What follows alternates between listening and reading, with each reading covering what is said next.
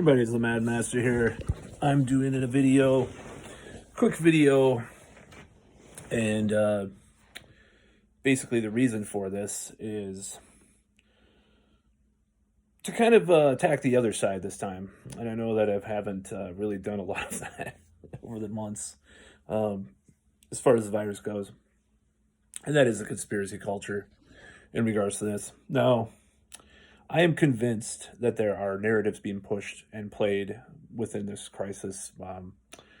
It's possibly big pharma, along with like what Alex Berenson calls confluence of factors, not necessarily a conspiracy, but basically like some of my theories about conspiracy theories are kind of what he gave some meaning to this past year, as far as like. Not necessarily a conspiracy, but things are set up in a way where if you look at these actions being taken, they seem like a conspiracy, but there's all these different divergent interests that coalesce into one that someone could call a conspiracy. I don't know. It's a very complicated thing to quantify, but it's just basically, a lot of different factors that have kind of gone into this. So that said, there are some conspiracies with this, of course, or you want to call them that. So if you want to call them that. So with regards to some of the really ludicrous stuff, just notice there's a lot of pessimism on a lot of these conspiracy channels, and I don't expect things to necessarily get better. As people saying go back to normal, we're going to go back to normal one day, blah blah blah blah. I don't know.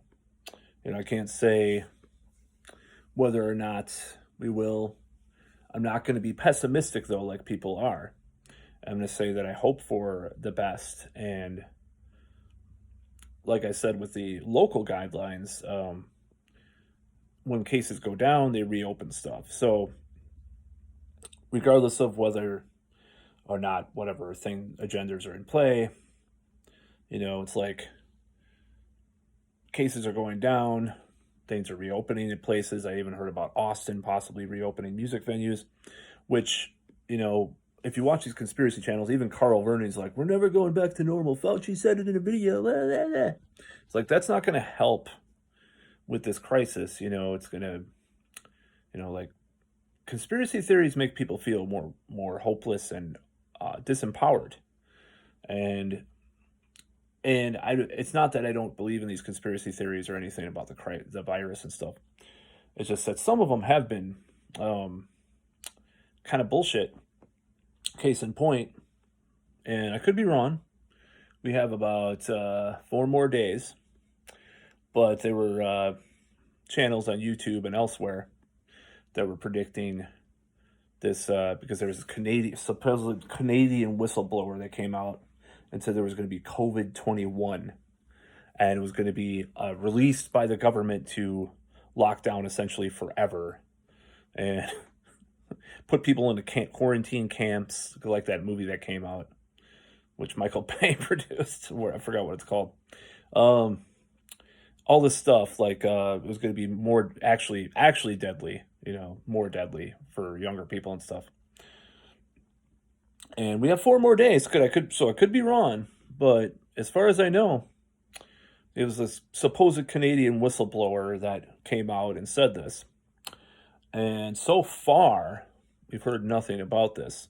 Now, we have heard a lot of shit about variants, and I was reading this article that contradicted that narrative from the mainstream. It was on Yahoo something, I think it was New York Times, whatever. Talking about the variants in California. And I guess one of the things the media is not talking about is that the variants have been around for quite a lot longer than they initially were talking about, or the headlines would say. Because, I guess California has been since September. They're one of these newer variants or whatever. And they were saying they're not sure if it's more deadly, but probably not, or something like that. It was like, what? We're supposed to live in cower and fear. So the fear narratives are real, but there's 2 fear narratives, like I've said in my other video. The other is the conspiracy narrative, COVID-21. The New World Order is going to take over and put us in camps. Yeah. Okay. Well, it doesn't look like the COVID-21 thing is happening.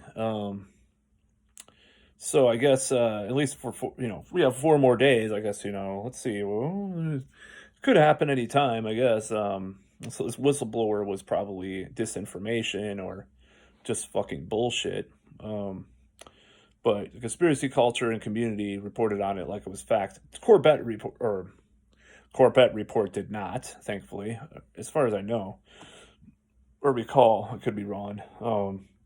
They didn't say that this would happen, but I think they did say they talk about the track and trace thing.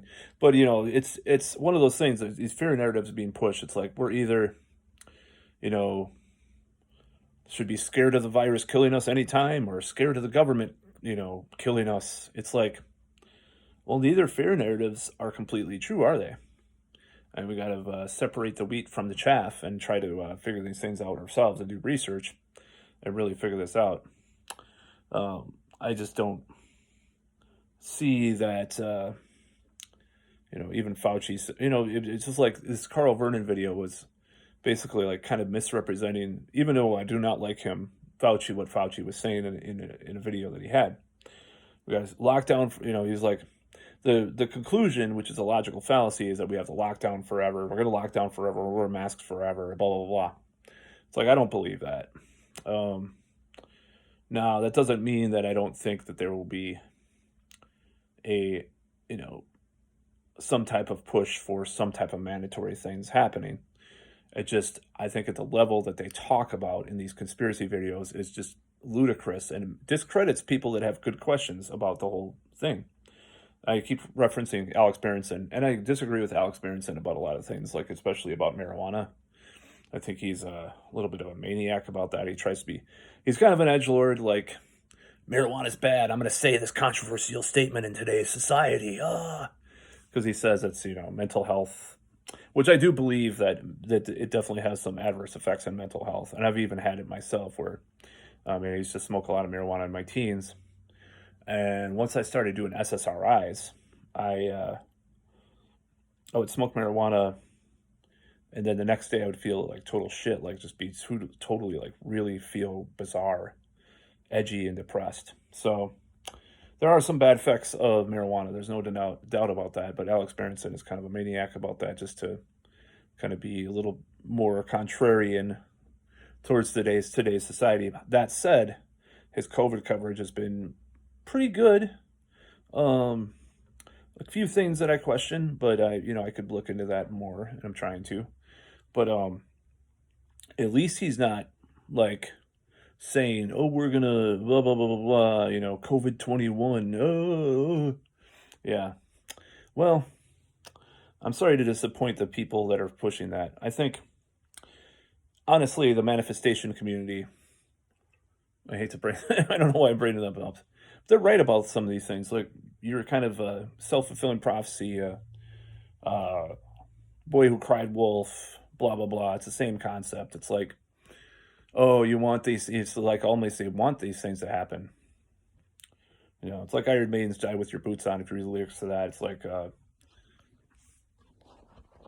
with hope that it comes to. I forgot what the lyric, or I have to listen to it again. The truth of all predictions is always in your hands.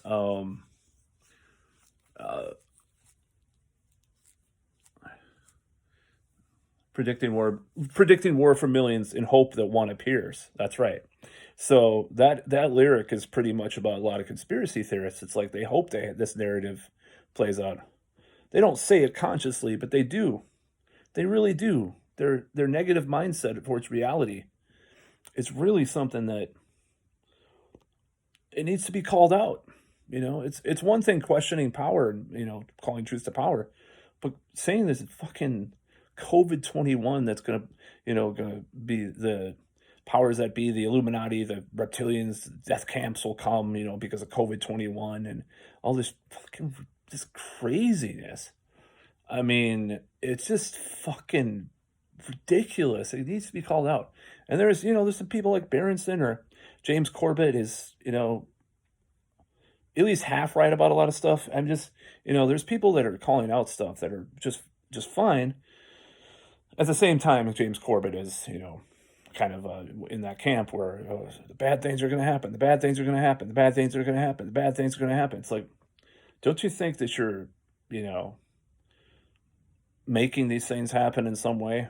You know, if you think about it, you know, I was right. See, I was right. You know, it's like they want these things to happen. And all these people have a narrative that they're trying to push on any side. Um, and any side of the argument, they're having a narrative. They're on the you know, the anti-lockdown slash conspiracy theory narrative. They have a thing they're pushing, and on the pro-lockdown, wear a mask until 2030 narrative, you know, I mean, they have a narrative they're pushing too. So you know, you got to just kind of look into this and just try to figure this out. So no, I refuse to take the bait. You know, especially in 4 days if the COVID-21 never happens. I forgot it was there was a few people that exposed this. Some sort of ostensibly alt-right YouTubers too, like God, what is his name? Computing Forever. He so talking about COVID-21 and shit. It's like, my God, man, if this doesn't happen, you're gonna look like a fool. That the coronitarians can look at, oh, see, oh, you see, it's fucking ridiculous. And no, I refuse to take the bait. I'm gonna say by June, I'm gonna say my manifestation will be by June, people will be walking outside with or walking around without a mask on. Cases will be done. No mandatory vaccines. Some public, you know, pressure to get a vaccine, but no mandatory vaccines. I'm just gonna say this. I'm gonna fucking hope for the best. Because if you're not negative about things in your life that you projected upon the world, that says something about you, motherfucker. Calling out everybody that believes in some of these conspiracies, but the worst one, the most stupid, ridiculous one is it may prove to be the COVID-21. I think having 4 days to roll that out, you know, when it was predicted in February there'll be COVID-21. Oh my God. You know, it's fucking, you know, they're not going to do it in 4 days, I doubt. We'll see, you know. Maybe there'll be a news today that there's a new variant that kills people 10 times worse. And Canada's announcing the new lockdown to put people in FEMA camps. Yeah, sure. I guess 4 days to put people in camps like they were planning to do. The COVID-21, oh my God. The plans are there.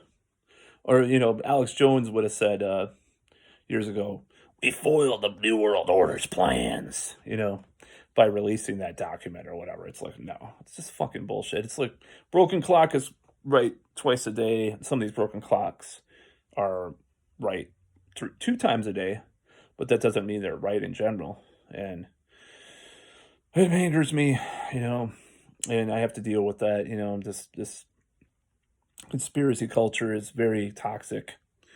It really is. And it makes people feel powerless. You know, Adam Curtis is talking about this in his new documentary, even though he doesn't really discredit conspiracy theories. But it makes people feel power. It's like they want to make people feel powerless and out of control and despondent, you know, and apathetic. It's kind of like Cuban nonsense. You know, it's like, trust the plan. Don't do anything. Just trust the plan, right? It's the same with all these other things. You can't do anything. You can't vote a person out of power. You can't do this. You can't do a lawsuit because it's all inevitable. COVID-21 is going to kill us all. So this pisses me off, you know. And I've done a lot of videos about the pro-lockdown fucking nut job germaphobe idiots around that are just fucking crazy, especially in places where transmission is pretty low and, you know, people have their bubbles and nobody gets sick, like in my situation, my case, knock on wood, of course. But it's like, just stop, you know? Look into your own life and why you are pushing these negative narratives at the world. What is wrong with your life? What is wrong with your psychology?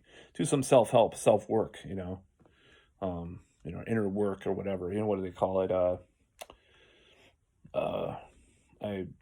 The word is escaping me right now, but you know, it's just like that you have to do that thing. Your inner healing. You know, if you don't do that, then you're gonna look at things in this way that's this catastrophic thinking, it doesn't matter, you know? It doesn't matter if it comes from thinking that this virus is so bad, you have to shun people and call people Trump supporters if they disagree with you, your negativity and hatred of humanity and misanthropic ideology is being pretty well displayed. Or if you're the opposite, oh, people are just a bunch of fucking sheep, wearing masks, and I mean they are, but I mean a lot of them are, I should say. Um, but it's just like both sides are the same side, or the same coin. Just break the fucking coin. That's about all.